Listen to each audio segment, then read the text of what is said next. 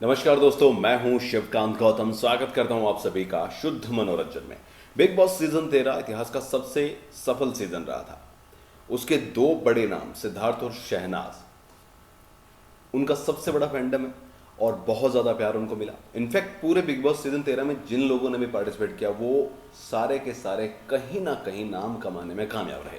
और अब जब इन्होंने नाम कमा लिया है तो इनके नाम पर कोई कमाना चाहता है। इंटरनेशनल आइकन अवार्ड्स, इसकी घोषणा हुई। सबसे पहले तो ये बात निकल कर सामने अब आई है कि जितने भी बिग बॉस के खिलाड़ी हैं इनसे कोई कंसर्न या इनका कोई हाँ या ना का जवाब तो लिया ही नहीं गया, बस नॉमिनेशन दे दिया गया और अवार्ड फंक्शन कर दिया गया। उनके नाम पे लाखों कमाए जा रहे हैं।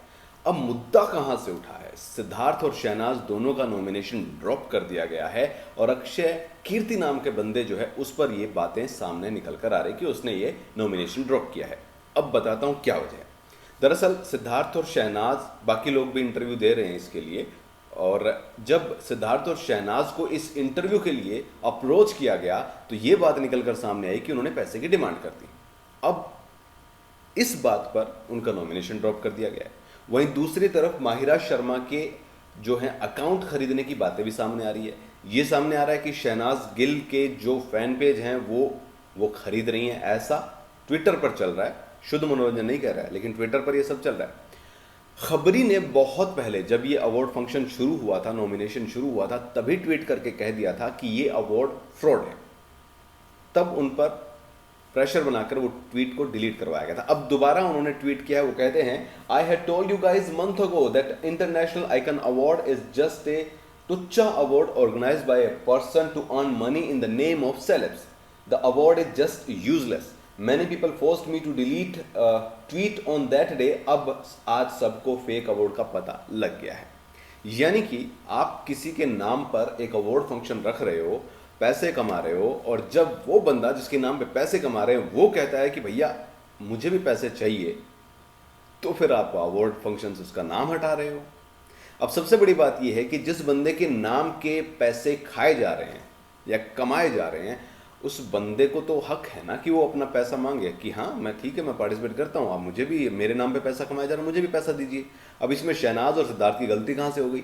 अब सबसे बड़ी दूसरी बात ये आती है कि जो अवार्ड फंक्शन हो रहा था उसमें शहनाज गिल को 65% of international icon award followers जो थे वो फॉलो कर रहे हैं शहनाज गिल का अकाउंट, और 64% जो हैं वो सिद्धार्थ का अकाउंट फॉलो कर रहे हैं। इट मीन्स क्लियर जीत तो सिद्धार्थ और शहनाज की इसमें हो रही थी। लेकिन फ्री के पैसे तो कोई नहीं कमाने देगा। अबू मलिक ने बिल्कुल परफेक्ट एक बात कही थी कि बिग बॉस 13 खत्म हुआ, बहुत कामयाब सीजन रहा। अनफॉर्चुनेटली इन खिलाड़ियों के लिए सबसे बड़ा नुकसान लॉकडाउन हो गया है, क्योंकि लॉकडाउन के चलते जो फेम इनका है, जो बहुत ज़्यादा कमाया है, वो कहीं ना कहीं उनको नुकसान हो रहा है इस चीज़ का। लॉकडाउन के चलते काम बंद हैं, और बिग बॉस 13 खत्म होते ही अगर लॉकडाउन ना होता तो सबके पास भयंकर काम था, सबके पास डेट्स ही नहीं थे।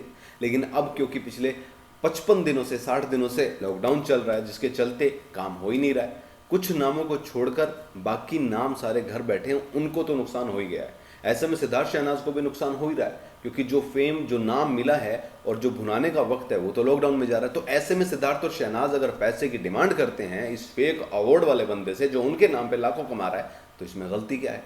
तो कुल मिलाकर ये फेक अवार्ड है, और इस अवार्ड को फेक साबित करने के लिए शहनाज सिद्धार्थ ने पैसे की डिमांड की, जो कि बिल्कुल परफेक्ट, राइट, सही कदम था। और ऐसे में अगर उसने नॉमिनेशन ड्रॉप किया है तो ये खुद के पैर पे कुल्हाड़ी मारने वाली बात है। कोई ध्यान देने की ज़रूरत नहीं है। लेकिन एक बात याद रखना दोस्तों, आपको ये ज़रूर याद रखना है कि गोदरेज का जो गोल्ड अवार्ड है, क्वारंटाइन अवार्ड, वो रियल है। वो दिसंबर में उसका पूरा जो है आपको शो भी देखने को मिलेगा, तो उस पर भड़ास मत निकालना। लेकिन ये भूल जाओ, इसको जाने दो। इंटरनेशनल आइकन अवार्ड पैसे कमाने का एक जरिया था उस बंदे का, जो अब सफल नहीं हो रहा है।